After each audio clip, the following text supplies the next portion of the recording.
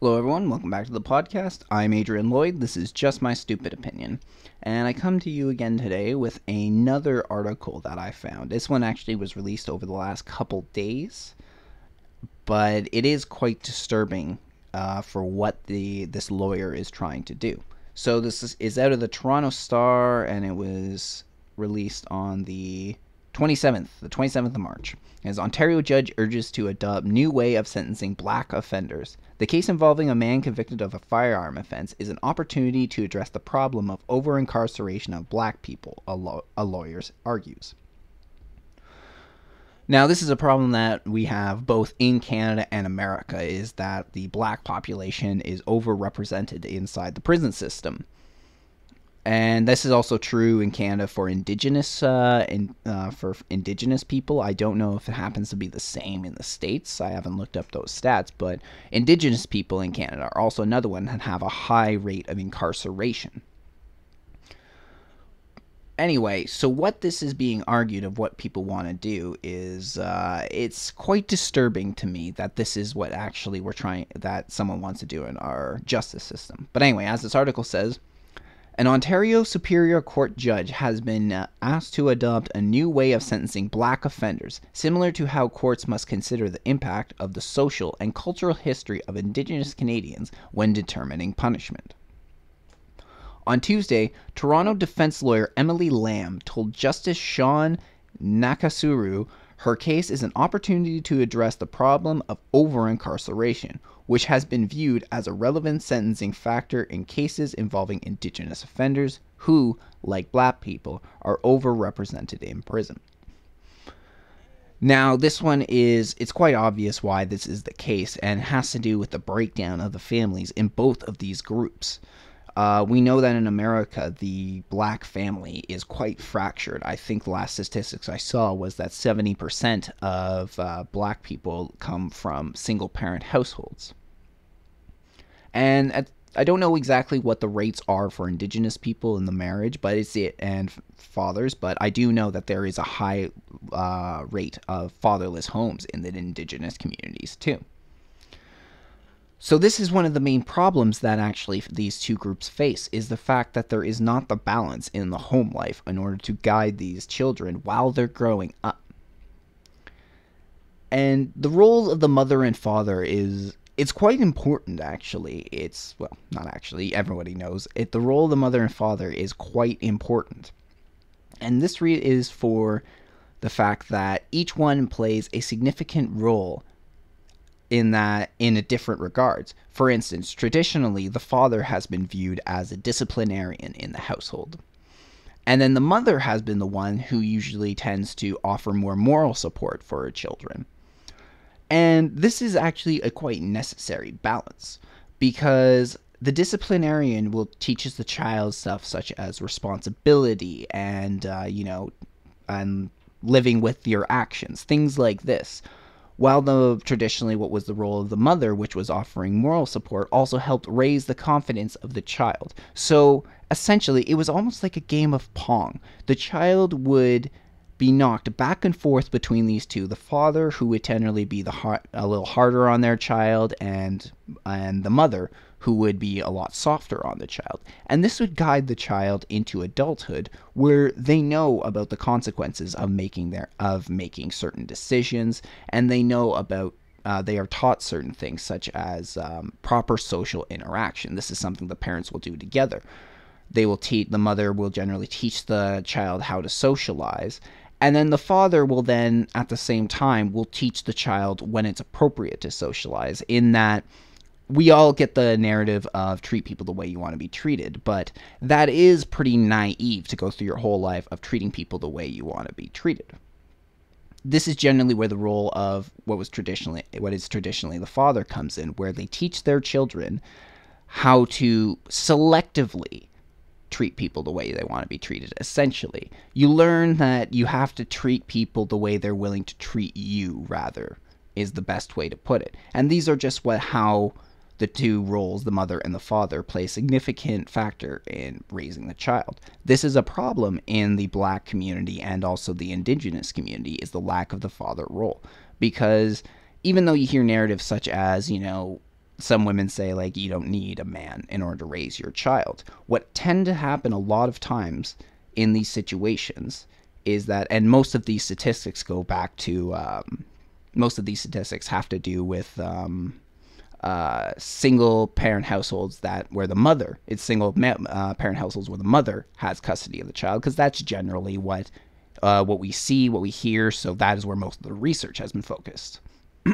Single mothers. But what they've found too is that traditionally the mother will take up one of the two roles. They will either become super hard and become more of a dictator in their own home, and they will raise their child under fear. And then the second one is they try and befriend their child. They try and, give the world to their child. And in doing so, they become a doormat to their child. Both these situations, raising a child through fear and raising a child to believe that they are perfect and special, have terrible, dire consequences. So these are traditionally what are the problems that come out of single-parent households, and this, again, going back to single mothers, just because that's where most of the research is focused.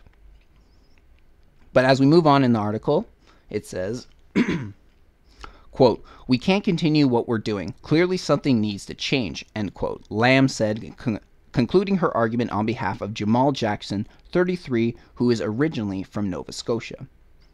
Jackson is black and believes he has indigenous ancestry. Now, right here, that's a problem, because he says he believes he has indigenous ancestry, but he's not sure.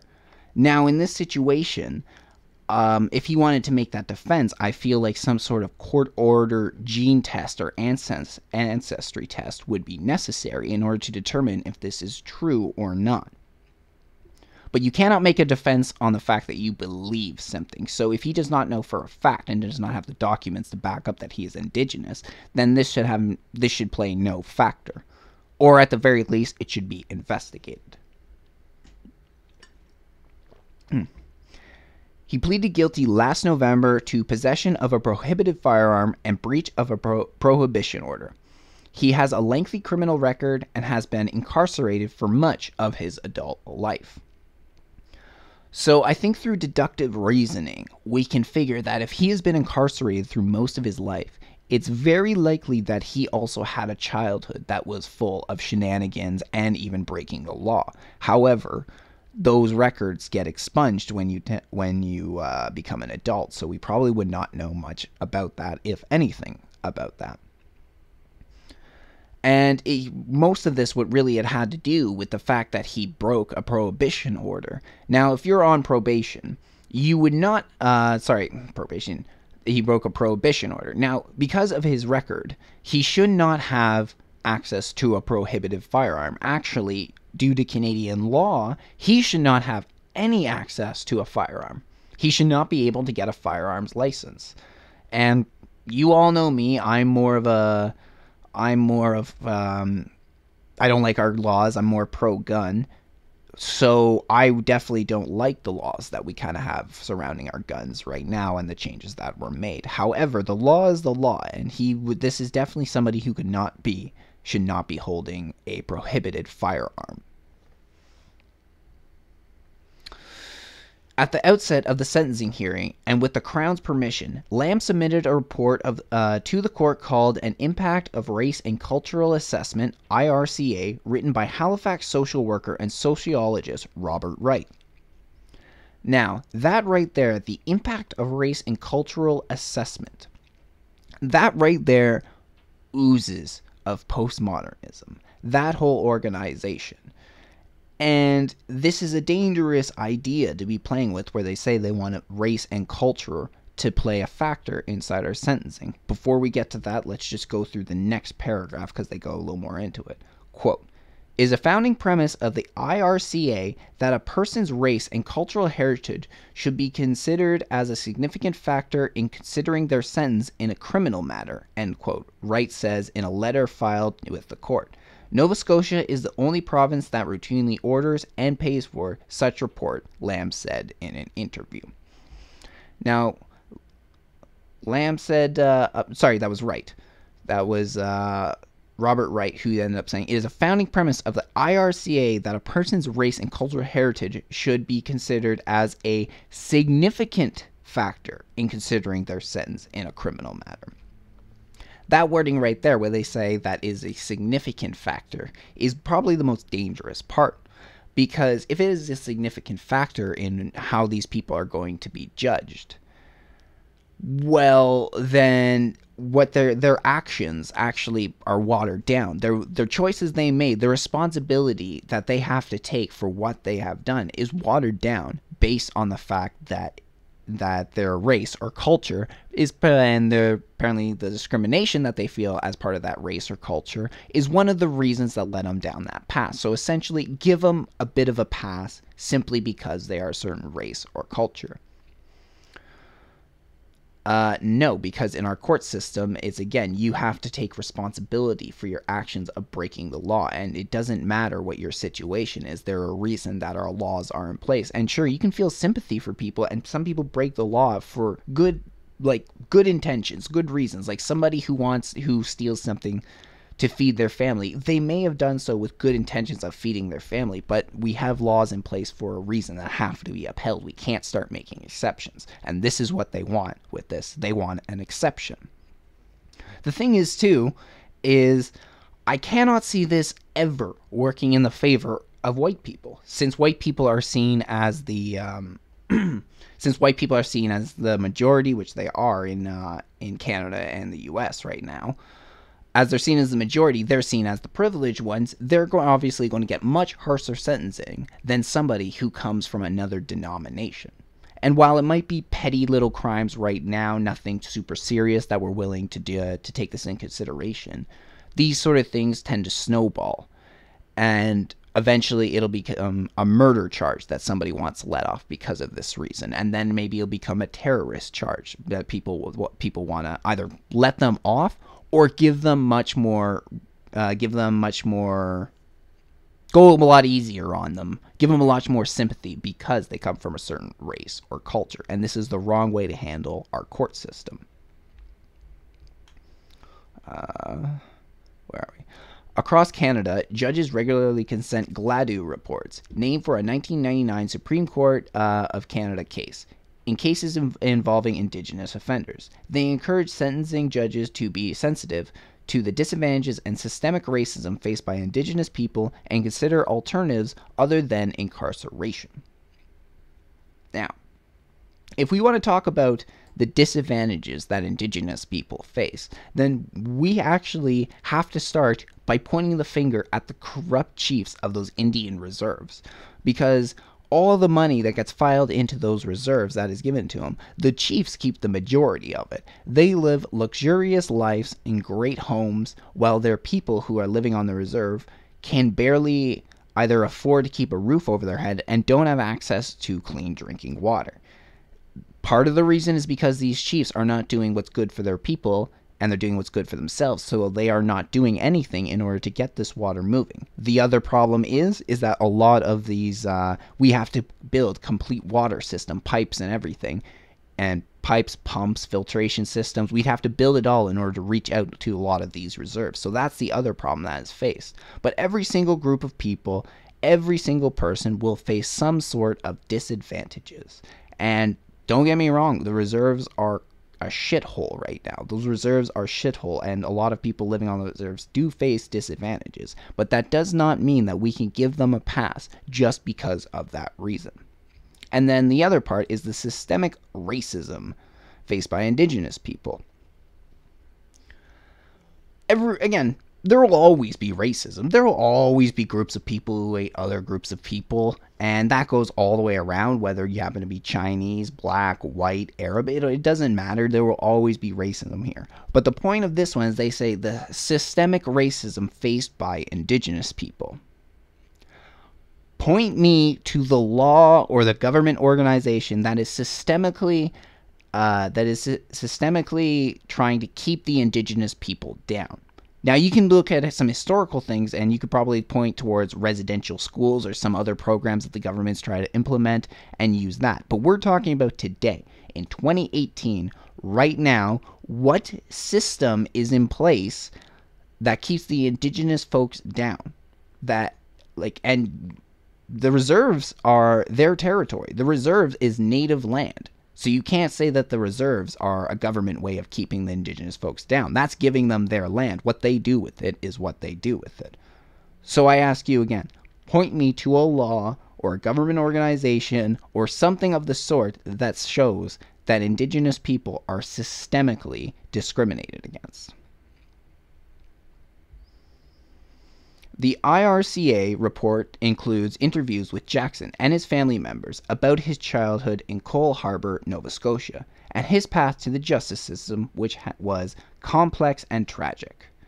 A light-skinned African Nova Scotian with an absent father and a mentally ill mother, his psychosocial and racial identity developed was impaired from his earliest years, end quote, the report stated. But here, they've just addressed the problem. They say it right here, an absent father. He did not have a father. He did not have that guide in his life. And having a father is very important to a young boy, because your father's job is to lead you into manhood. Your father's job is to lead you and tell you what are your responsibilities as a man. Like, I know that might sound, in 2018 to some, it sounds dumb, but that is actually still something that is relevant today. Whether that's providing for your family or protecting your family, that is still a necessary part. And when you don't have a father in the home and you just have a mother, you won't get all that necessary support you need. There are some things that we need to talk to a guy about, or we need to talk to a woman about. It's same for both genders. It's both, there are times when girls need their girl time, there's time where guys need their guy time. And there's times where women need their mother's help, and there are times where guys need their father's help. This is why an absent father in the household is very damaging to young boys especially. And then we also have over here a mentally ill mother.